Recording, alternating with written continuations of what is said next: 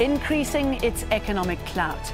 China is easing tensions with its rival Japan and signing a new deal with the United States.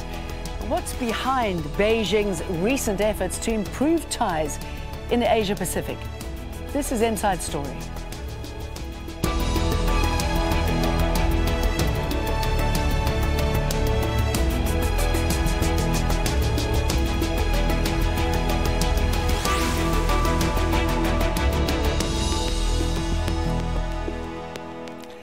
Hello and welcome to the programme. I'm Jane Dutton.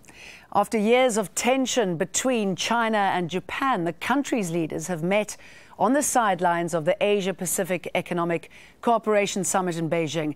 Chinese President Xi Jinping and Japanese Prime Minister Shinzo Abe spoke for about 25 minutes. They even had an awkward public handshake before holding formal talks. China and Japan share a controversial history and for the last 2 years have been involved in a territorial dispute.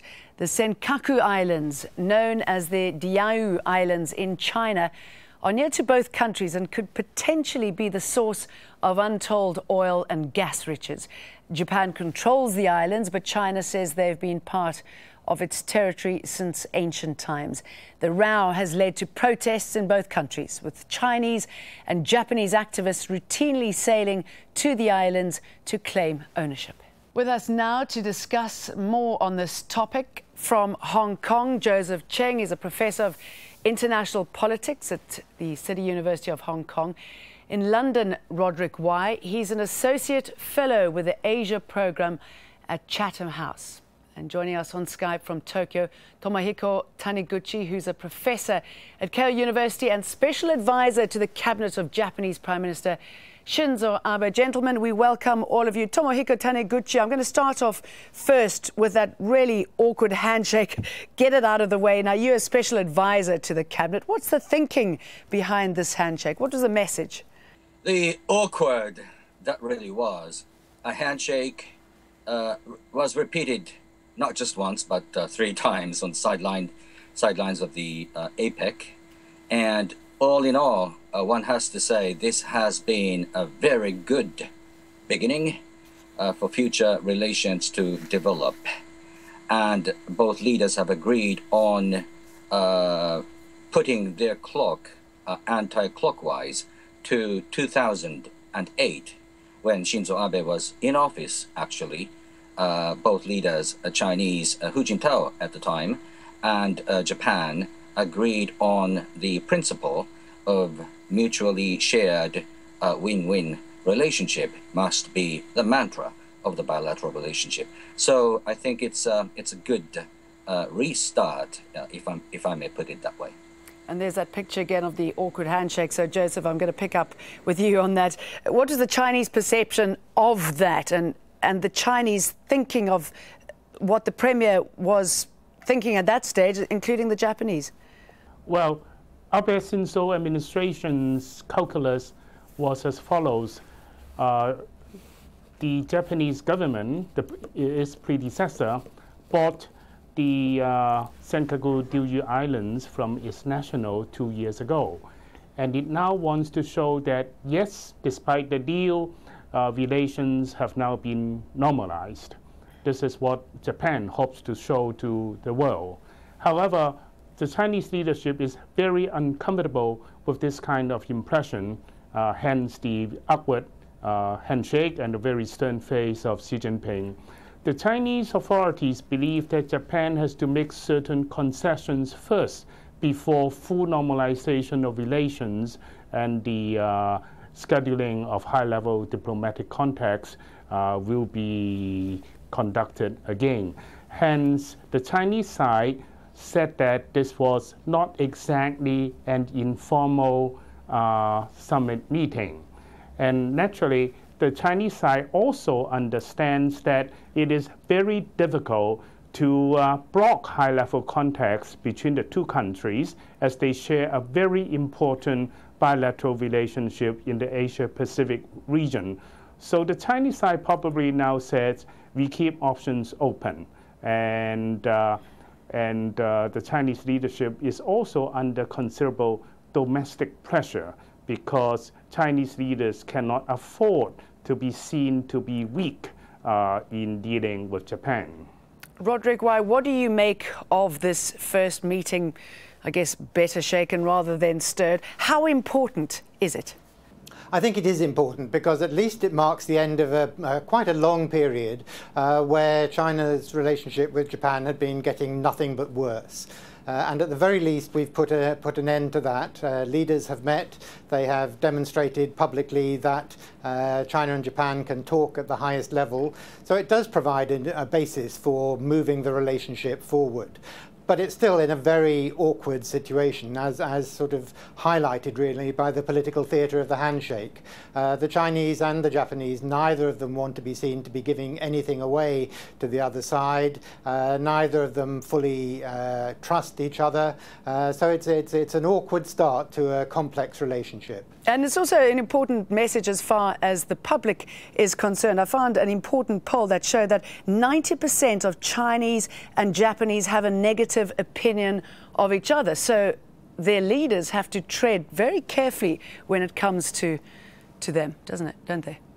I think that's right. I mean, I think the symbolism was as much for their domestic audiences as it was for an international audience and for about the bilateral relationship. It was to show, as Joseph had said, that the Chinese aren't going to give anything away, and neither really are the Japanese, but they are prepared to talk. Joseph Cheng, you said it's very important for the leadership at the moment, because I was going to ask you about the timing of this. I mean, China is obviously a very important economic player, but it has been struggling of late economically. China seems to have lost its way politically, not really getting involved as far as Syria and Libya is concerned. Could this offset that perception? Yes. I think China is quite worried about the potential of being isolated through the successful launch of the Trans-Pacific Partnership by the United States and strongly supported by Japan. There is a fear on the part of China that the Obama administration has been using the Trans-Pacific Partnership and the Transatlantic Trade and Investment Partnership to define trade and investment rules for the world. And China has not been involved in both processes, and its idea of a regional comprehensive economic partnership based on ASEAN +6, excluding the United States, may become increasingly weak in its appeal.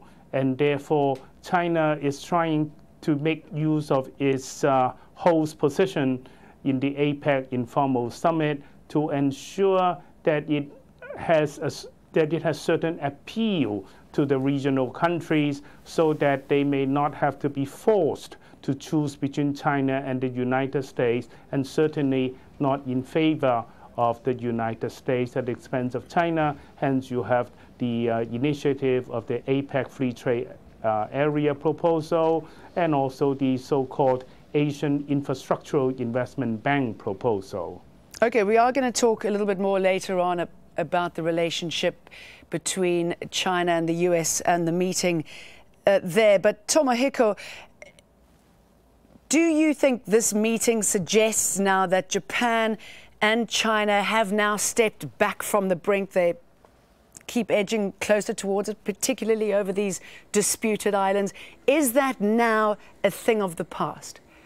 I am not sure, Jane, I'm afraid. But the good news here is both leaders at least have agreed on dire importance of both nations to have a crisis management, contingency avoidance mechanism, particularly in the sea and also in the sky.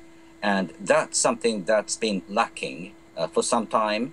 And one should hope those mechanisms, if set in place, should further pacify the situation. But a lot actually depend on whether or not the Chinese authority stops sending vessels to the disputed area, Senkaku Islands, because until very much recently, hardly a day went by without seeing one or two, at least, vessels coming into the waters, and those were from the Chinese authority. And I think that sort of apparent provocation ought to be stopped in order for both nations to resume healthy dialogues. Tomohiko, tell us more about the potential reserves of undersea oil and gas on these islands, and is it enough really to justify this dangerous standoff? It was back in 1973 when a UN-related organization first indicated that there may be reserves of oil and natural gas. That was the time when the Chinese and the Taiwanese indeed started to voice their interest in the territory. And it seems to me that there may be reserves. But back again in 2008, between Hu and then Japanese Prime Minister Fukuda agreed on a joint exploration of those reserves sitting on the median line between the Chinese mainland and Japan's Okinawa archipelago. And I am very much hopeful that those agreements should be the guideline for the future. Roderick, do you agree with that? Do you think these agreements can really provide a guideline for the future? I mean, have we reached a point now where there is a clear way forward that will appease all sides? I think there are two big issues here. One is the question of whether or not there is oil and gas and the extent to which it exists and how to exploit it. And I think there probably is a mutual way forward there for them to find a win-win situation in agreeing to joint exploration in some kind of way. But the question of territorial claims is not so easily solved, because that is more political. That goes to really sensitive areas for both Japan and for China, and I do not see any easy solution to that. That is going to remain a constant thorn in the side of the relationship. And is it a thorn, Joseph Cheng, that could unravel the warming of this relationship, that, including Shinzo Abe's reluctance to stop going to the Shinkoku shrine, which seems to anger the Chinese and the region as a whole? Abe Shinzo has not made any promise not to visit the Yasukuni shrine. So this is another controversial issue. With regard to what our Japanese friend has said, I beg to differ. In the first place, the discovery of oil was made first in 1968 by the United Nations Economic Commission for Asia and the Far East at the ECAFE. So that was before the normalization of Sino-Japanese relations in 1972. And the Chinese side never acknowledged the so-called median proposal, the median line proposal. In fact, this was actually a very, very important controversy between China and Japan. Japan suggests that China and Japan should agree on the median line demarcation. But the Chinese side all the time argues that there should be a demarcation on the natural extension of the continental shelf from the Chinese coast into the ocean. That is exactly the basic cause for the differences in the demarcation. And certainly this controversy has far been resolved.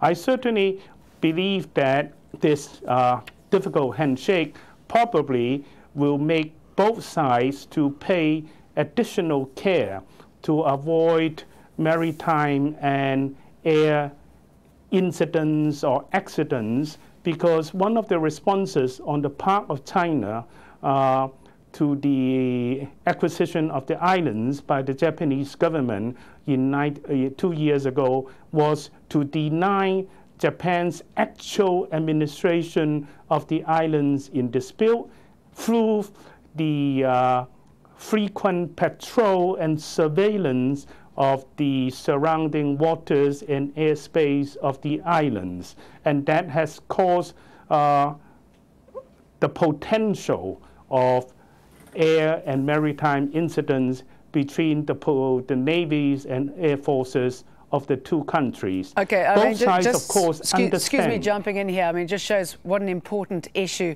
these islands are in resolving it for the economic future between the two countries. Now, one of the outcomes from the summit is an agreement between the US and China, which could lead to the expansion of the so-called Information Technology Agreement, which was introduced in 1997 and is supposed to reduce all taxes on information technology products to zero. The White House welcomed the deal, saying it could support up to 60,000 extra jobs in the US and eliminate tariffs on $1 trillion of sales of technology and communications products.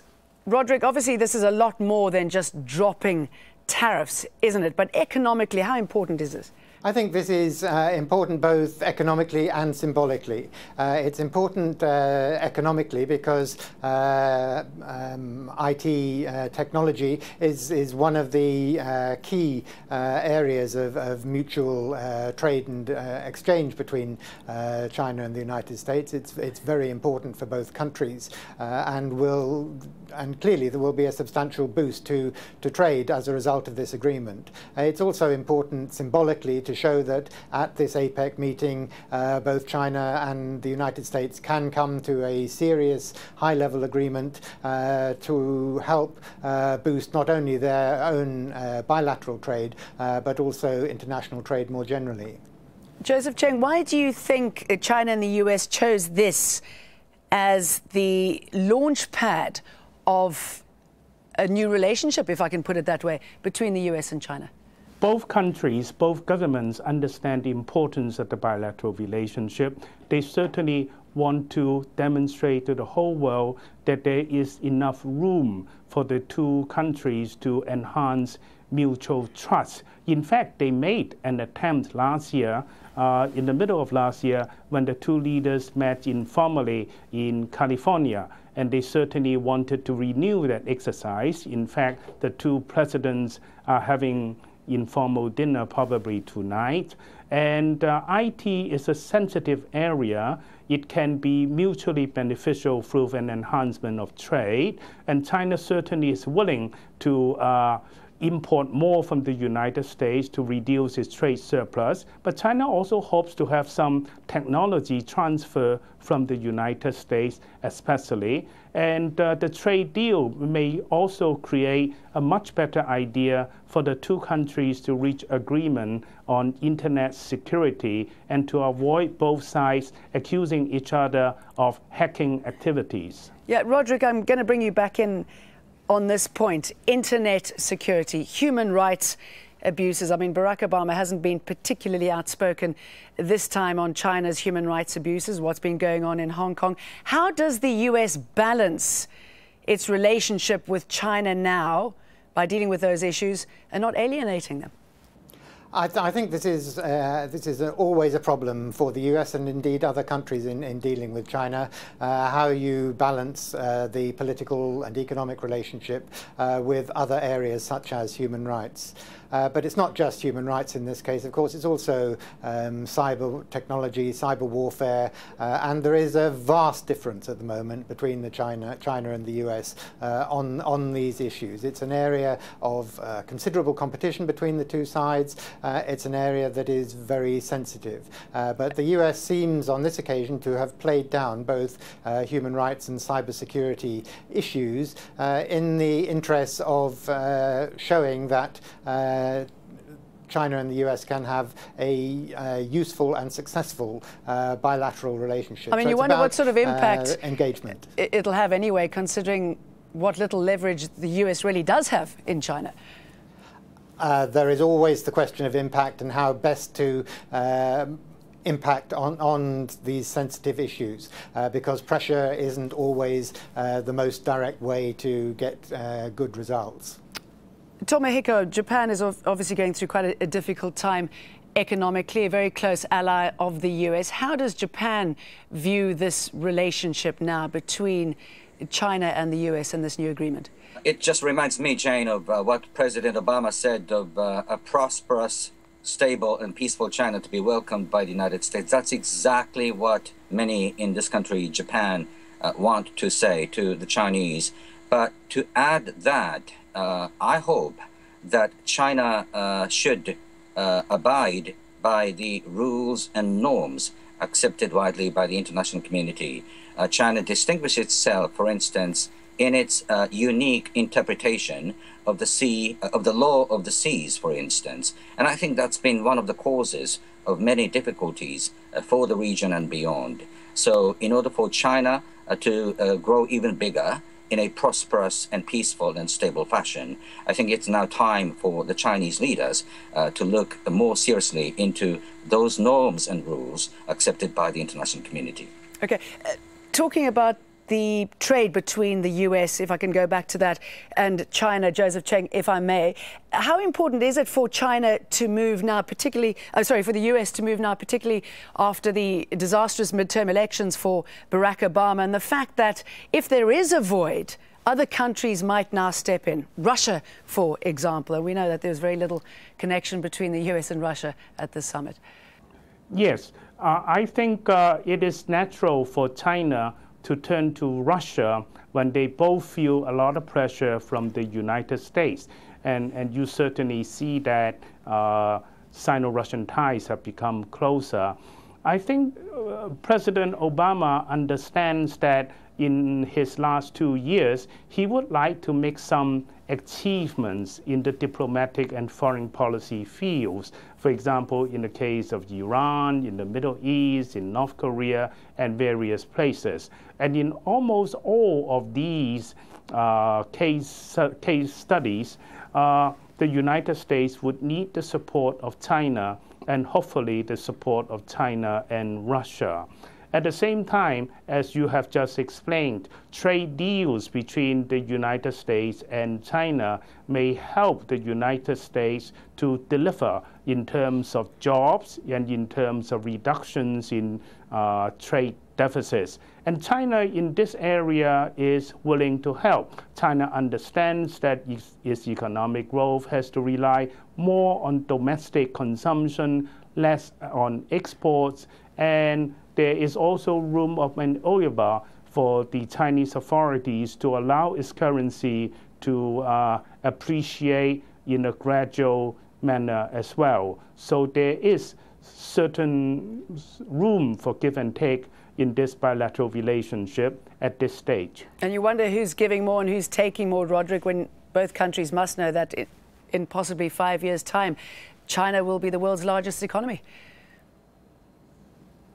Yes, it will in terms of sheer numbers, or may well be, but I don't think that that will fundamentally upset the balance between China and the United States. They both basically, they need each other. They need each other politically and they need each other economically. There's a lot to be gained from a mutually beneficial relationship, and I think President Obama came to APEC this time in a reasonably conciliatory mood. He didn't push some of the more sensitive political areas like Hong Kong. He was very restrained in his statements there, clearly demonstrating that the US wants to show a friendly face to China at the moment. Tomohiko, after this, Barack Obama travels to Myanmar and Australia, heading towards the ASEAN summit. What are your expectations there? The United States is a relatively new participant in the framework called East Asia Summit. And President Obama proclaimed that he is the very first president of the United States born and raised in the Pacific. So there is many signatures that there are many signatures for President Obama to deliver. And as for TPP, I think the United States and Japan ought to accelerate the negotiation process so that the vast area of the Pacific could be even more prosperous based on clearly articulated rules and norms. Well, gentlemen, I'm afraid we're going to have to leave it there, but thank you very much for talking to us on Inside Story. Big thanks to my guests, Joseph Cheng, Roderick Wai, and Tomohiko Taniguchi. And of course, feel free to add your voice to this discussion at any time. You can leave your comments at facebook.com/AJ Inside Story. We are also on Twitter. Our handle is @AJ Inside Story and mine @Jane Dutton. Thank you so much for watching. Bye-bye.